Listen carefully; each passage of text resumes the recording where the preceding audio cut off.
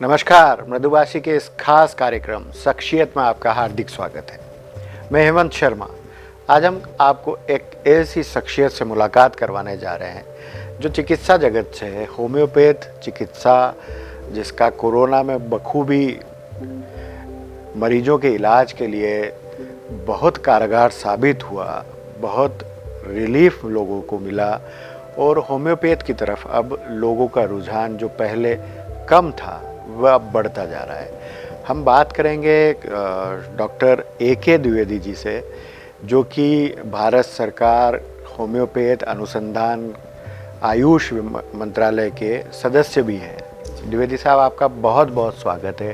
Thank you, नमस्कार। मृदुभाषी के स्टूडियो में सबसे पहला तो प्रश्न मेरा यही रहेगा सर कि क्या होम्योपैथ से लोग दूर चले गए थे जो अब दोबारा इसकी तरफ आने लगे हैं? क्या कारण रहा दूर जाने का और क्या कारण रहा दोबारा लौट के आने का? नहीं, दूर तो कभी गए ही नहीं। होम्योपैथी के तो हमेशा नज़दीक ही रहे। अगर मैं बात करूं कि ऐसे पेरेंट्स का जिनके छोटे बच्चे होते हैं, तो आप देखेंगे जब वो बच्चों के डॉक्टर के पास जाते हैं तो बच्चे रोने लगते हैं, जबकि जब होम्योपैथी डॉक्टर के पास आते हैं तो वो हंसते हंसते खेलते आ जाते हैं। क्योंकि होम्योपैथी में आपने देखा होगा ना कि मीठी गोलियां रहती है, तो मीठी गोलियां बच्चों को बहुत पसंद आती है। तो जब बच्चों को पसंद आती है तो उनके पेरेंट्स हमारे पास लेकर के आते हैं। तो दूर तो कभी गए ही नहीं लोग। हाँ, ये मैं मान सकता हूँ कि उस लेवल पे, जैसे एलोपैथी के बड़े बड़े अस्पताल हैं, उस लेवल को कभी होम्योपैथी ने नहीं छू सका, नहीं पाया। तो ऐसा नहीं मैं मानता कि दूर गए, नज़दीक तो हमेशा ही थे। कोरोना से बचाव के लिए जो, या इम्यूनिटी बूस्टर के तौर पे जो होम्योपैथी की दवाई आयुष मंत्रालय, जो हम लोग जब केंद्रीय होम्योपैथिक अनुसंधान परिषद की मीटिंग चल रही थी, मैं बात कर रहा हूँ जिस समय देश में एक भी केस नहीं थे कोरोना के। 28 जनवरी 2020 को केंद्रीय होम्योपैथिक अनुसंधान परिषद में मीटिंग चल रही थी हमारी साइंटिफिक एडवाइजरी बोर्ड की, और उस मीटिंग के दौरान ही आयुष मंत्रालय से फ़ोन आया हमारे डायरेक्टर जनरल को, ऑफिस में ही केंद्रीय होम्योपैथिक अनुसंधान परिषद के, और ये पूछा गया कि ऐसी कोई दवाई हो सकती है जो कोरोना के रोकथाम के लिए या इम्यूनिटी के लिए काम कर सकती है। तो चलती मीटिंग को रोक करके और बहुत डिस्कशन हुआ उस समय, चूँकि हमारे पास देश में कोई केस नहीं था। तो लैंसेट मैगजीन में जो चाइना के वुहान के केसेस के आर्टिकल पब्लिश हुए थे, उस केसेस के आर्टिकल को हम लोगों ने स्टडी किया और प्रॉपर तरीके से लक्षणों को रेपर्टाइज करने के बाद जो मेडिसिन निकल करके आई वो आर्सेनिक एल्बम थी। और आर्सेनिक एल्बम का न केवल इंदौर मध्य प्रदेश में बहुत भारी पैमाने पर यूज़ किया गया, बल्कि पूरे देश में, देश के विभिन्न राज्यों में, पूरे देश में आर्सेनिक एल्बम एकमात्र ऐसी दवाई थी जिसको डॉक्टरों ने भी लिया, पुलिस वालों ने भी लिया, ऑफिसर्स ने भी लिया। बचाव के लिए कोई एक साधन उपलब्ध था उस समय जब कोरोना की पहली लहर आई थी और लॉकडाउन हो गया था, तो एकमात्र साधन के तौर पर होम्योपैथिक दवाई अवेलेबल थी, जो हर किसी के जेब में देखी गई, पाई गई, हर परिवार के लोगों ने उसको इस्तेमाल किया। तो कोरोना से होम्योपैथी बढ़ जरूर गई, लेकिन कभी ऐसा विश्वास में जरूर कमी नहीं थी, जिसमें यदि कोरोना की बात की जाए तो कोरोना से एक बार फिर हम ये कह सकते हैं कि होम्योपैथ पे विश्वास बढ़ा लोगों, बहुत बढ़ गया। पिछले 2 सालों में यदि हमने इस पैंडेमिक को झेला है जी, तो इसमें आयुष विभाग की भी बहुत महत्वपूर्ण भूमिका रही है। बहुत काम करा आयुष ने, बहुत काम भूमिका रही। किस तरह की भूमिका रही सर? किन किन चीजों को लेकर लोगों का विश्वास कायम हुआ? आप देखेंगे ना कि कोरोना एक ऐसी बीमारी आई, ऐसी त्रासदी आई जिसके लिए लोग पहले से तैयार नहीं थे। किसी को कुछ मालूम नहीं था, न चिकित्सकों को मालूम था, न अस्पताल वालों को मालूम था, न नेताओं को मालूम था, न पॉलिसी मेकर्स को कुछ भी पता था। तो कोरोना जब हुआ और एलोपैथिक डॉक्टर्स ने हाथ खड़े कर दिए कि उनके पास कोई इलाज ही नहीं है इसके लिए, अस्पताल में भर्ती तो किया लेकिन ये बोलते रहे कि उनके पास कोई इलाज नहीं है। और WHO ने जो एलोपैथिक की लंबी लिस्ट की गाइडलाइन जारी किया, जिसको हमारे फैमिली हेल्थ वेलफेयर मिनिस्ट्री ने भी जारी किया, और लोगों को अस्पतालों में वो दवाई दी गई। तो चूँकि वो लोग खुद ही बोलते थे कि ये कोई इलाज नहीं है, तो पब्लिक में ये था कि ये दवाई तो हम खा रहे हैं पर ये इसका इलाज नहीं है, तो लोगों का रुझान आयुष की तरफ गया। लोगों ने उस समय होम्योपैथिक दवाई लिया, काढ़ा आयुर्वेदिक का प्रयोग किया, अस्पताल में भर्ती रहने पे भी योग किया। तो आयुष की जो मेन विधाएं थी होम्योपैथिक, आयुर्वेद और योग, ये अस्पताल में भर्ती मरीजों ने भी अपनाया और वो ठीक होकर के पहली लहर में बाहर आए। तो आयुष ने इसमें काफ़ी अच्छा काम किया और मुझे लगता है कि लोग जो आखिरी में आयुष को अपनाते हैं उनको पहले ही अपनाना चाहिए, तो हो सकता है भर्ती होने की नौबत ही नहीं आए। बिल्कुल सर, यदि बात की जाए तो हाल फिलहाल का जो दौर चल रहा है वो कोरोना में काफ़ी राहत है, लेकिन एक आशंका भी जताई जा रही है कि फिर एक लहर आने की गुंजाइश बनती है। क्या कहता है आयुष विभाग, चूँकि आप सदस्य भी हैं केंद्रीय आयुष मंत्रालय के, जी, क्या आप लोगों का रिसर्च क्या कहता है कि क्या ये पैंडेमिक एक बार फिर एक लहर के रूप में वापस आएगा या फिर एक बार फिर राहत? नहीं, मेरा ऐसा मानना है कि लहर के रूप में तो नहीं आएगा। लहर मतलब होता है कि एक साथ अचानक से नंबर्स खूब बढ़ जाना, कुछ केसेस आना, 2000, 5000 या 10,000 केस आना, वो लहर नहीं कहलाती है। लहर का मतलब होता है कि अनियंत्रित तरीके से बढ़ना। मुझे नहीं लगता कि ऐसा अनियंत्रित तरीके से अब बढ़ेगा या बढ़ना चाहिए।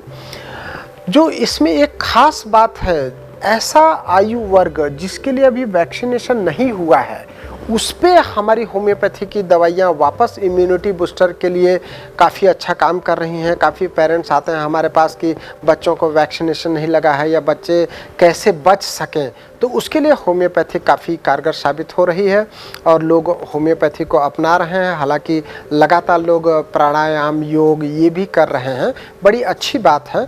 हम बीमार नहीं पड़े उसके लिए प्रयास करना ही सही तरीका है। सर, जब तक वैक्सीनेशन बच्चों में नहीं लगती तब तक एक चिंता का विषय भी है। और ऐसा में होम्योपैथ के लिए डॉक्टर आप लोग मतलब परिजन जो है वो आप तक पहुंच भी रहे हैं, रेगुलर बात करते रहते हैं और इम्यूनिटी बूस्टर के लिए भी पहुंचते ही होंगे, और क्योंकि चिंता तो हर व्यक्ति को अपने परिवार में, अपने छोटे बच्चों की चिंता बहुत ज़्यादा। हाल फिलहाल के यदि दौर की बात की जाए तो सर डेंगू पैर पसार रहा है। यदि शहर की बात की जाए तो लगातार केसेस बढ़ते जा रहे हैं, तो डेंगू में किस तरह का होम्योपैथ कारगर साबित हो रहा है, किस तरह के इलाज संभव है, कैसे? शर्मा जी, अगर आप देखेंगे तो डेंगू के लिए हमारे सोशल मीडिया में, व्हाट्सएप पे एक मैसेज आता रहता है कि होम्योपैथी की ये दवाई लेने से डेंगू से आप बच सकते हैं या प्लेटलेट बढ़ सकता है।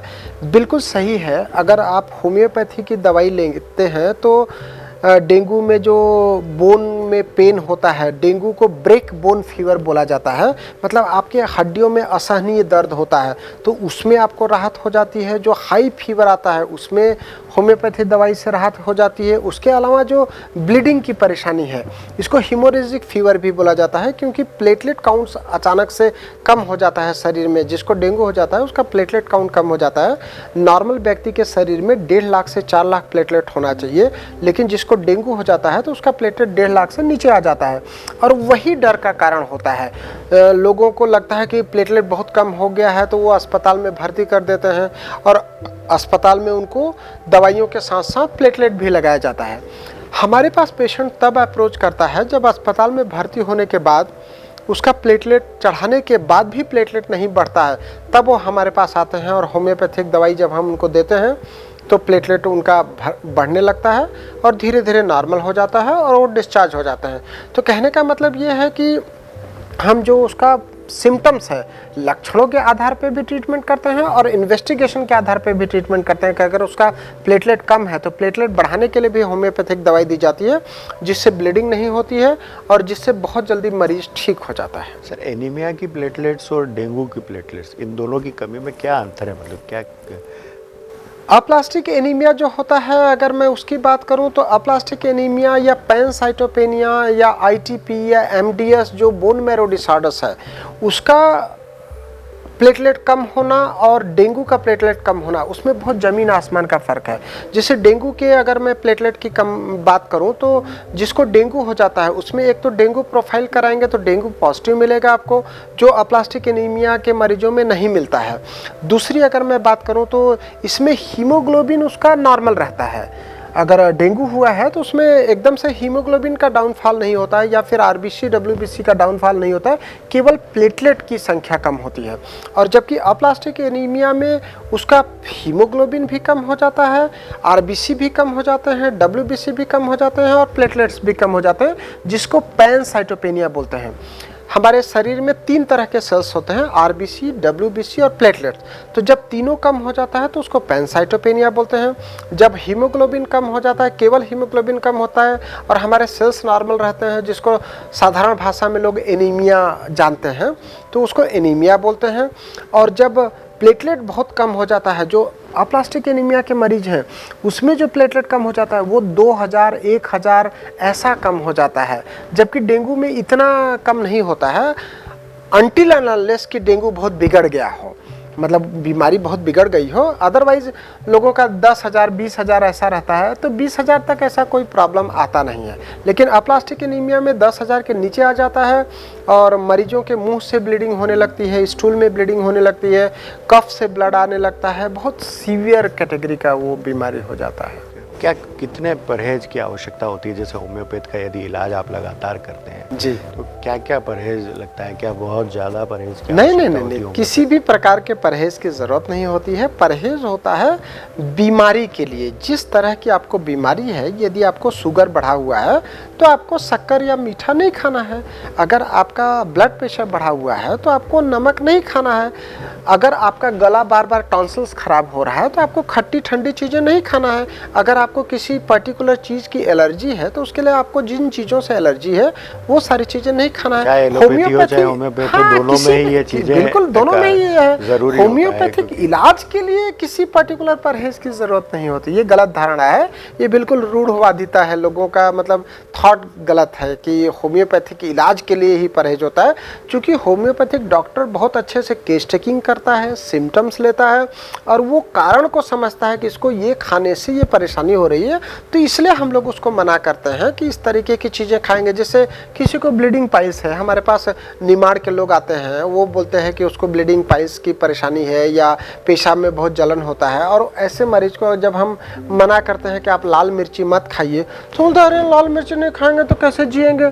तो मतलब अगर लाल मिर्ची खाने से आपको पेशाब में जलन हो रही है या स्टूल में जलन हो रही है तो आप लाल मिर्ची नहीं खाइए, आप बिल्कुल जिंदा रहेंगे। तो इस तरीके का लोगों को परहेज रखना चाहिए। जो परेशानी है वो बढ़ाती जो चीज़ें हैं उसको आपको नहीं लेना चाहिए। बिल्कुल, ये जो भ्रांतियां हैं इसे ही दूर करने की बहुत आवश्यकता है सर। कोरोना की बात की जाए तो सर, कोरोना में जिस तरह से लगातार लोग अस्पतालों में गए और जिस तरह के हाई डोज उन्हें दवाइयों के लगे, उसका एक असर म्यूकरमाइकोसिस की तरह सामने भी आया। उसमें होम्योपैथ का कितना बड़ा रोल रहा सर? कितनी राहत ऐसे मरीजों को मिली और क्या ये सिम्टम्स अभी तक आ रहे हैं म्यूकरमाइकोसिस जैसे? अब तो म्यूकरमाइकोसिस देखने को नहीं आ रहा है, लेकिन उस दौरान में जरूर था। लोग यहाँ बड़े अस्पताल में एडमिट थे। अस्पताल में जब उनको एंटी फंगल इंजेक्शन नहीं मिल रहे थे, इंजेक्शन की शॉर्टेज थे, तब काफ़ी सारे पेशेंट मेरे पास से मेडिसिन लेकर के गए होम्योपैथी, और अस्पताल में एडमिट रहते हुए ही वहाँ पे उन्होंने यूज़ किया। दवाई लेने के बाद काफ़ी हद तक जो तेज स्प्रेड हो रहा था उस समय, बोले कि जो म्यूकरमाइकोसिस से बहुत तेज उसका स्प्रेड है, वो स्प्रेड रुका। उनको ब्रेन में नहीं गया, आँखों में नहीं गया इन्फेक्शन, और नाक तक ही सीमित हुआ। और ऐसे काफ़ी सारे मरीज ठीक होकर के घर पहुंच गए, जबकि उनके पड़ोस के बेड वाले लोग ही मर गए। हमारी डीन से बात हुई थी तो वो बोले कि बहुत ख़तरनाक था और 50% डेथ रेट थी। तो ऐसे में जिन मरीजों ने होम्योपैथिक दवाई लिया उसमें कोई में भी डेथ देखने को नहीं मिली। तो म्यूकरमाइकोसिस के केस में हमने बहुत अच्छा काम किया, और हमारे आयुष मंत्रालय ने CCRH, जो हमारा केंद्रीय होम्योपैथिक अनुसंधान परिषद है, उसने तुरंत इस पे एक्शन लेकर के एक दवाइयों की गाइडलाइन जारी किया, जिससे सबको बहुत सारा सहायता मिला। तो उसमें भी काफ़ी अच्छा हम लोगों ने काम किया और लोगों को बड़ी राहत मिली। एक चीज़ और भी देखी जाती है सर कि व्यक्ति यदि बीमार होता है या फिर उसे कोई टिपिकल बीमारी होती है तो वो पहले पूरी देश दुनिया में घूमने के बाद जब उसे इलाज में कहीं भी राहत नहीं मिलती, तब वो होम्योपैथ की तरफ अपना झुकाव करता है। ऐसी स्थितियों में आप लोगों के लिए कितनी परेशानी भरा वो समय होता है, क्योंकि जब वो केस बिगड़ चुका है तब आप तक आता है, फिर किस तरह से उसका केस बिगड़ ही नहीं चुका है शर्मा जी। केस बिगड़ने के साथ साथ उसको जो पहले के डॉक्टरों ने देखा हुआ होता है उसको ये समझा देते हैं कि आप तो ठीक ही नहीं होंगे, आपको तो अब ये बीमारी का कोई इलाज ही नहीं है, दुनिया में कहीं भी चले जाइए। तो तब जब मरीज हमारे पास आता है तो उसको हमको ये समझाना कठिन होता है कि आप ठीक भी हो सकते हो। मतलब इलाज करने से ज़्यादा चैलेंजिंग या कठिन काम हमारे लिए ये होता है कि उसको ये समझाना कि ठीक भी हो सकते हो, आप थोड़े दिन दवाई लीजिए। हर बार मरीज आता है तो ये पूछता है कि डॉक्टर साहब हम कितने दिन में ठीक हो जाएंगे, कितने दिन दवाई खाना पड़ेगा। एक तरफ तो उसको ये दिमाग में है कि हम ठीक ही नहीं हो सकते, और दूसरी तरफ हम जब उसको दवाई आस छोड़ देता है। जब व्यक्ति आस छोड़ देता है तो उसमें उम्मीद जगाना ट्रीटमेंट करने से ज़्यादा कठिन काम होता है। और हम वो कठिन काम भी करते हैं जब कई सारे बड़े शहरों के बॉम्बे, दिल्ली, एम्स, पीजीआई और सीएमसी वेल्लूर में अप्लास्टिक एनीमिया के पेशेंट जब ठीक नहीं होते तब हमारे पास इंदौर में दिखाने के लिए आते हैं। और जब उनका लगातार 4-6 महीने साल भर होम्योपैथिक दवाई लेते हैं तो धीरे धीरे प्लेटलेट और हीमोग्लोबिन बढ़ने लगता है। ऐसे मरीज जिनको हर 2 दिन 5 दिन में ब्लड चढ़ाना पड़ता था, उनको ब्लड नहीं चढ़ाना पड़ता है और धीरे धीरे वो नॉर्मल लाइफ की ओर आ जाते हैं। तो उससे हमको बड़ी संतुष्टि मिलती है कि होम्योपैथिक ऐसी चिकित्सा प्रणाली है जो इतनी जटिल बीमारियों को भी ठीक कर सकती है, बोन मैरो डिसऑर्डर्स को भी ठीक कर सकती है। जबकि बोन मैरो ट्रांसप्लांट में बड़े अस्पतालों में लाखों रुपए खर्च होते हैं और उसके बाद भी मरीज नहीं बचते हैं। होम्योपैथ के इलाज में एक चीज़ और कही जाती है कि जब इलाज शुरू किया जाता है तो क्या बीमारी बढ़ती है या फिर धीरे धीरे कम होती है? नहीं, भ्रांतियाँ बिल्कुल बहुत बड़ी भ्रांति है ये। कुछ डॉक्टर्स होम्योपैथी के ऐसा करते थे कि जैसे मरीज उनके पास आया तो वो पहले से जो इलाज ले रहा होता है उसको सडनली बंद करा देते हैं। वो गलत तरीका है। जो मरीज हमारे पास आया आज, वो पहले से जो भी इलाज ले रहा है उसको हमको तुरंत नहीं बंद करना है। अगर तुरंत बंद कर देंगे तो अचानक से बीमारी बढ़ जाएगी। थोड़े समय उस इलाज के साथ ही होम्योपैथिक ट्रीटमेंट दिया जाना चाहिए। फिर धीरे धीरे जब उसको आराम होने लगे तब वो जो इलाज है उसको धीरे धीरे ग्रेजुअली अगर टैपरिंग डाउन में जाएंगे तो बिल्कुल बीमारी नहीं बढ़ती है। ये गलत है कि होम्योपैथिक दवाई से बीमारी बढ़ती है। होम्योपैथिक दवाई से तो तुरंत उसको आराम मिलता है, लेकिन अगर हम उसकी पुरानी जो दवाई है, जैसे स्किन के केसेस में अगर हम उसकी दवाई बंद कर देंगे तो स्किन का केसेस बढ़ जाएगा। जॉइंट के केसेस में अगर हम उसकी पहले की दवाई जो ले रहा है, अगर वो पेन किलर ले रहा है, तुरंत बंद कर देंगे तो जॉइंट पेन आसानी हो जाएगा। स्लो प्रोसेस है, लोगों को ये भी होम्योपैथी तो थोड़ा धीरे आराम मिलता है, बहुत फास्ट आराम मिलता है। बिल्कुल गलत है ये। आप देखिए कि जो लोग अस्थमा के मरीज आते हैं उनकी उम्र 60 साल 50 साल हो जाती है, हमको आकर के बताते हैं कि मैं 20 साल से अस्थमा की दवाई खा रहा हूँ। 20 साल से अस्थमा की दवाई खाते हैं, अस्थमा ठीक नहीं होता है, और इधर 20 महीने होम्योपैथिक दवाई लेते हैं, ठीक हो जाता है, उनको आगे जरूरत ही नहीं पड़ती है। तो आप 20 साल को ज्यादा मानेंगे या 20 महीने एक मजबूत इलाज? यस, स्किन में भी ऐसे होता है। सोरियासिस के मरीज आते हैं, वो बताते हैं हमको कि वो 5-10 साल से स्किन का बहुत ट्रीटमेंट करा लिया, फिर भी बीमारी नहीं ठीक हो रहा है। हमको 5-10 महीने देता है, 5-10 महीने में वो ठीक हो जाता है। तो कहाँ उधर 5-10 साल का इलाज और इधर 5-10 महीने। भाई कोई बीमारी अगर पुरानी है, लंबे समय से आ रही, सालों से उसका इलाज करा रहा है, तो उसको ठीक होने में भी तो एक समय लगेगा। यही बात है कि लंबे समय तक इलाज कराने के बाद जब राहत नहीं महसूस होती तब होम्योपैथी की तरफ आता है। बिल्कुल। क्या सभी बीमारियों का इलाज होम्योपैथी में है या फिर केवल दवाइयों से होने वाले? नहीं, सभी बीमारियों का इलाज कैसे संभव हो सकता है? कई सारी ऐसी बीमारियां होती हैं जो वन साइडेड डिसीजेज होती हैं, जो इनक्यूरेबल डिसीजेज होती हैं, वो किसी भी दवाई से ठीक नहीं हो सकती है। अगर मैं बीमारियों की भी बात करूं तो कुछ बीमारियां सर्जिकल डिसीजेज होती हैं जहां पे हमको सर्जरी का ज़रूरत पड़ता ही है। ऐसी बीमारियां जो बार बार हो जाती हैं, सर्जरी के बाद भी हो जाती हैं, उसको हम होम्योपैथी दवाई से रोक सकते हैं। लेकिन ये कहना बिल्कुल गलत होगा कि सभी बीमारियां दवाइयों से ठीक हो सकती हैं। कभी कभी ऑपरेशन की ज़रूरत होती ही है। जब बीमारी बहुत ज़्यादा बढ़ जाता है तो ऑपरेशन भी एक इलाज का तरीका है, ऑपरेशन के लिए जाना ही पड़ता है। दवाइयों का एक लिमिटेशन होता है। सभी बीमारी मुझे नहीं लगता कि दवाइयों से ठीक हो सकती। बिल्कुल सर, कई बार ये भी होता है कि एक मरीज़ जिसे एलोपैथी से आराम नहीं मिलता है, वह चाहता है कि होम्योपैथ की दवा भी ले ली जाए। कई व्यक्ति होम्योपैथ का इलाज कराते हैं और उसे लगता है कि जल्द राहत मिले तो एलोपैथी की दवाई ले लेता है। तो इसमें कोई आपस में रिएक्शन या इस नहीं, तरह का कोई रिएक्शन होता है बिल्कुल कि उससे बेहतर इलाज हो सकता है दोनों चीज़ें यदि लेते हैं? हाँ, दोनों अगर ट्रीटमेंट लेते हैं, दोनों चिकित्सा प्रणाली को अपनाते हैं तो बहुत जल्दी उसको राहत मिलेगा। उसका सबसे बड़ा उदाहरण कोरोना था। कोरोना में लोगों ने सभी चिकित्सा पद्धतियों को आजमाया। लोग घर पे रह करके उनका जो प्रोटोकॉल था गवर्नमेंट का उसको यूज़ किया, होम्योपैथिक दवाई लिया, काढ़ा लिया, योग प्राणायाम किया। मतलब जो लोग घर पे रहे वो और जल्दी ठीक हो गए।